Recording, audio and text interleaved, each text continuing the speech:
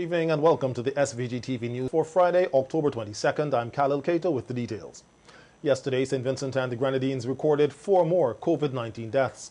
This was announced this evening in the usual update provided by the National Emergency Management Organization, NEMO. The latest victims are a 61-year-old male who tested positive for COVID-19 on October 10th and died at home. An 86-year-old male died after testing positive for COVID-19 and was admitted to the COVID-19 ward at the Milton Cato Memorial Hospital on October 16th. A 60-year-old female died yesterday after testing positive for COVID-19 and was also admitted to the COVID-19 ward at the hospital on October 11th. A 77-year-old male died after testing positive for COVID-19 and was admitted to the Milton Cato Memorial Hospital on October 18th. All cases are said to be unvaccinated. Their deaths bring the death toll from COVID-19 to 60. Meanwhile, 28 new positive cases were reported from 252 samples collected on yesterday, resulting in a positivity rate of 11.1%. Four positive rapid antigen tests were also reported from flu clinics yesterday. There are currently 7 patients admitted for COVID-19 at the Argyle Isolation Facility. All are said to be unvaccinated. 27 patients are admitted to the COVID-19 wards at the Milton Cato Memorial Hospital. 24 patients are unvaccinated. 1 is fully vaccinated and 2 partially vaccinated. 34 new recoveries were noted over the reporting period. 1,746 cases are currently active and 60 persons with COVID-19 have died. 4,814 cases of COVID-19 and 3,008 recoveries have been recorded in SVG since March 2020.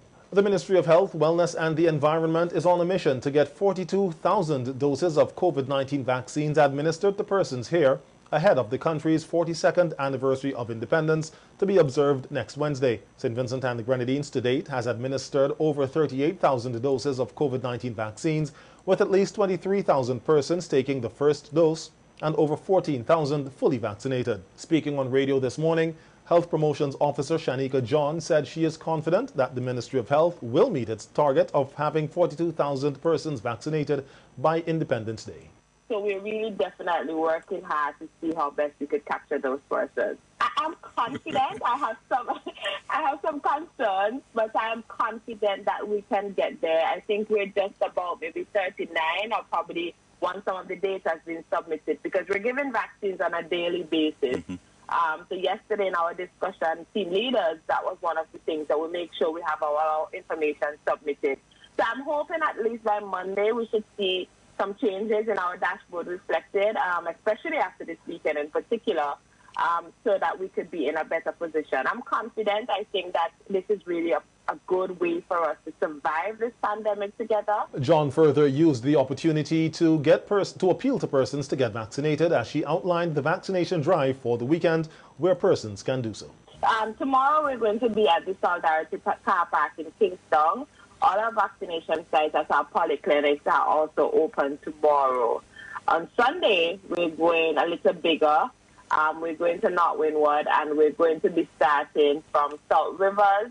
We're going to make our way into Fancy, and then we're going to come back into Sandy Bay. We did it a couple weeks back. We got about just 100 and something persons who got their first dose, and those persons are actually due for their second dose this Sunday. So if you're considering getting your first dose, this is definitely the weekend for it. We're also going to be at Evesham on Sunday from about 2 p.m. and the Georgetown Health Center is also open on Sunday in the afternoon until 5. With strength, honor and dignity, we stand resolute at 42 and beyond. That's the theme under which SVG's 42nd anniversary of independence will be celebrated. While the celebration activities this year have been scaled down due to the COVID-19 pandemic, the Department of Culture, along with the Carnival Development Corporation, are working together to beautify the city with national colors. Almost all government buildings in the capital have been decorated with the national colors blue, yellow and green. Cultural Officer Maxine Brown said most of these celebration activities will be held virtually, and this weekend they will kick things off with dance showcase. Cultural enthusiasts, they have to lift the spirit and bring a sense of joy and peace to people. Now we have kicked off the programming, and this weekend we're on the ball with the KCCU National Dance Showcase, will be featured on the 23rd, with a repeat show on the 24th. On the Saturday, which is Saturday the 23rd, it begins at 7 p.m. It will be on the Department of Culture's Facebook page. We've also made attempts to show it on VC3, and they're also on board with us on SVG-TV. This weekend also, a number of churches will be showcasing Vincy Pride. This is a Sunday, the Sunday before Independence, and we have encouraged the various churches to celebrate in whatever way they can. In fact, some of the churches have reached out to us. And so this Sunday, they'll be just in their colors. It will speak to independence. Everything will speak to independence. They'll be just in their colors. They'll be doing cultural packages, dance, poetry, song, the full works, just to engage our people during this time. And I must commend them for doing their part as they uplift the nation, our homeland, St. Vincent and the Grenadines. Independence Day, October 27th. On Independence Day, October 27th, Prime Minister Gonzalez will address the nation virtually as the Independence Parade has been cancelled. The cultural officer said there will, however, be a Pan in the Garden program. On that same day, the 27th, in the evening, there'll be a program dubbed Pan in the Gardens. And this will feature 5 solo panists. But this year, there's a twist to it, where they will entertain, to coin my own word. In that, there will be a bit of education while you entertain musically. So for every musical accompaniment or presentation, they will speak to and address an issue of the local bushes in St. Vincent. So they speak with Take the Time, the Body May I, the Mint Bush, and things of that nature, or traditional medicinal plants. For the remainder of the month, virtual shows will be held by the Carnival Development Corporation. The La Soufrière volcano remains quiet. That's the latest update provided on radio today by lead monitoring scientist Dr. Roderick Stewart. Not really. The volcano continues to be quiet, nice and quiet. There's a few small volcanic earthquakes that we see underneath the volcano, but these have been happening ever since the eruption, and they're slowly declining in numbers. Apart from that, absolutely nothing going on. I don't even think we've had any lahars in the last week.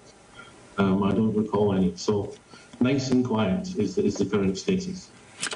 The seismologist further appeals to persons to stay away from rivers and the valleys on the flanks of the volcano. The problem is people encountering lahars who, for some reason, aren't aware of how bad they can be. And the longer you go without a lahar, the more you sort of get used to it, and maybe even more materials available to come down on it. So, yeah, if there's rain around, please stay out of the valleys and don't go to places where you might be cut off by lahars. The SVG Coast Guard confirmed to SVG-TV News that a male body was fished out of the sea at around 8:55 this morning off the coast of Rose Place.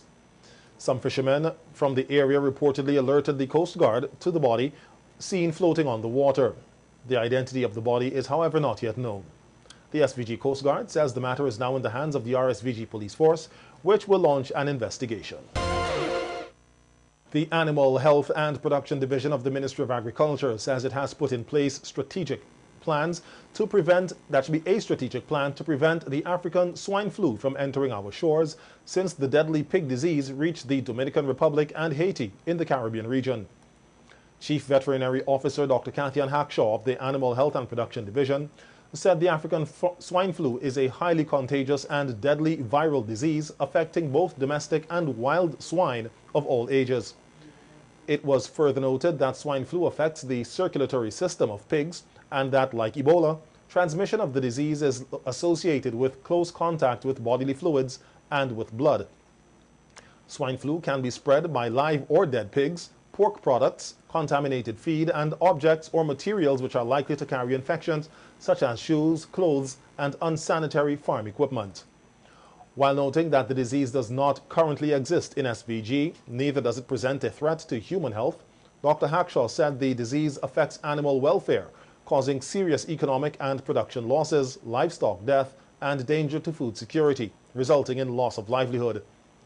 The chief veterinary officer warns that if an outbreak occurs in SVG, it would wreak havoc on the pig population with negative effects on food security, as pork is one of the most consumed animal proteins here.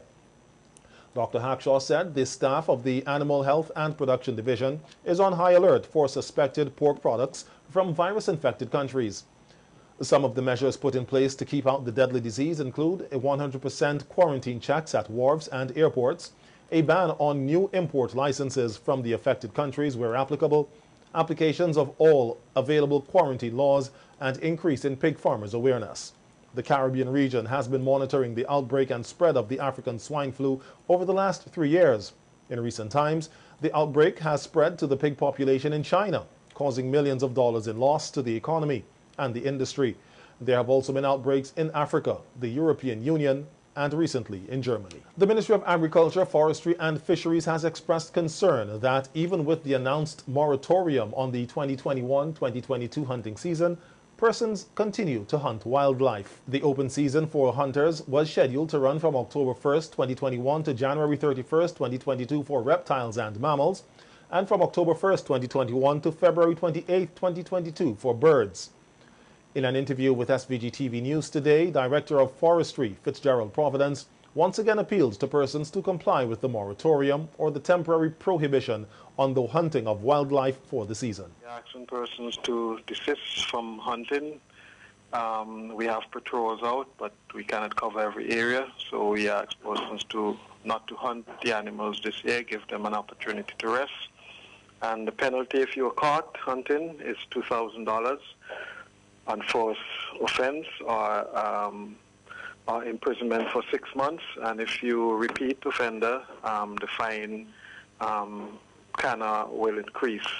So we are asking persons not to hunt this hunting season, to give the animals an opportunity to rest and recuperate. And we in the Forestry Department would be checking on the status of the population of the animals to see if we can continue to open the hunting season for next October. Providence said persons must understand that the recent explosive eruption of La Soufrière had a devastating impact on the forest and wildlife in the northern third of the island.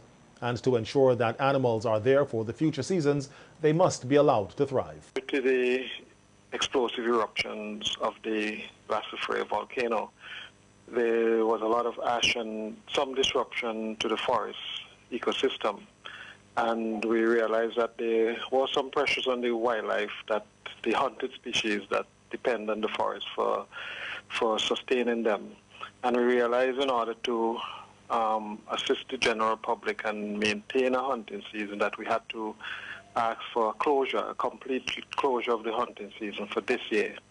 We know the hunting season occurs from the 4th of October all the way through to the 31st of January for mammals and reptiles, and to the end of February, whether it's the 28th or 29th of February, the following year for the birds.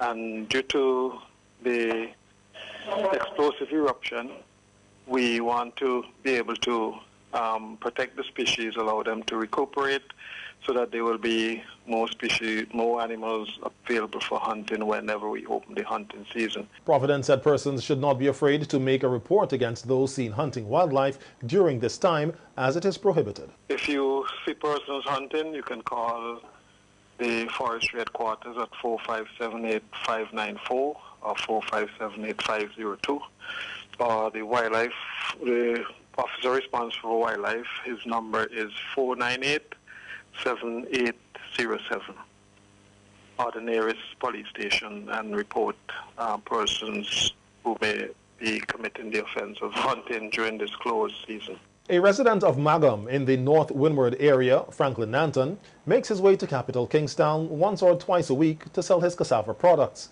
mainly cassava bread, farine and starch. He said his financial struggles are real following the eruption of La Soufrière. He was lucky to save some cassava to continue his sale of the products and promotes them in a humorous way to attract customers. It's in the back here because it's a nice stuff. It's a fiber for your inside. You know, it must be good for the corona too, you not to know. Nobody know what's going on. This is the food way back from Shatia days. Shatia fight for us. Strong, healthy man. So people don't know really what's going on with them food. They son people. Because some people love them, but some people don't know. You know? So right now, do this thing here for a living. For a living. Every day, Harvest Fridays and Mondays. Nanton related that in his community of Magam, they are still encountering water problems which need to be addressed. But at the same time, he is grateful for the support of some people. Just come out and support me. Thank them very, very much. Because if not them, and I move from here, they here all day. I might be having sleep here too, with the Lord of them. Because I thank them very much for supporting me. You understand? Thank them to the bottom of my heart. So I only want the government to know that the people in North Winwood, they cannot get good water, especially people in Magam village. If it's the water dirty. So they want clean water, sending a message right now to the Prime Minister, get people out there, fix the people at them pipe, fix the house. The house roof, not even start yet on the house roof. Come up man, get up, do something for the people in North Winwood.